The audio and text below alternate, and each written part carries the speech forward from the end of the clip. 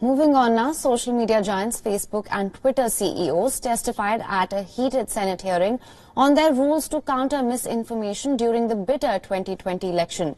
Facebook CEO Mark Zuckerberg and Twitter CEO Jack Dorsey defended their handling of misinformation. It was the second hearing in less than a month. The two social media giants have come under fire from both the left and the right for their handling of political content during the election.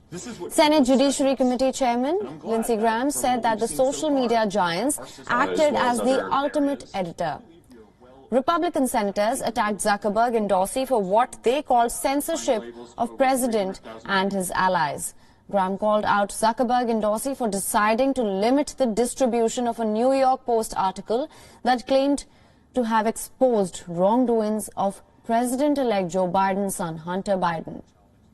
Graham also came down heavily on Twitter for flagging as many as 300,000 tweets. Zuckerberg and Dorsey defended their content moderation practices. In fact, Dorsey said that Trump's tweets were flagged as part of efforts to combat disinformation. I think you pointed out that we are... More than a year ago, the public asked us to offer additional context to help make potentially misleading information more apparent.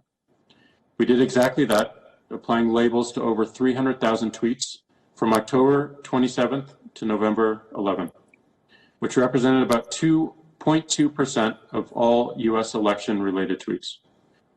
We also changed how our product works in order to help increase context and encourage more thoughtful consideration before tweets are shared broadly. Altogether, I believe this was the largest election integrity effort by any private company in recent times.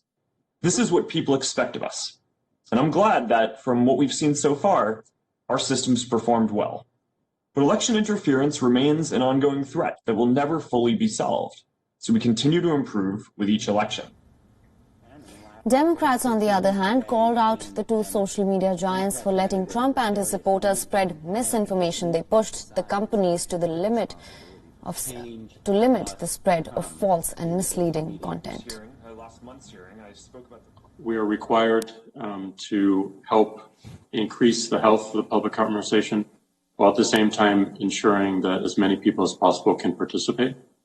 And in order to do so, we need to make policies so that people feel safe and they feel free to express themselves, to minimize threats of abuse, of harassment, of misleading information, of organized campaigns to artificially amplify or influence a particular conversation. And that policy creation, that enforcement, is challenging, but also it is more or less opaque to the public.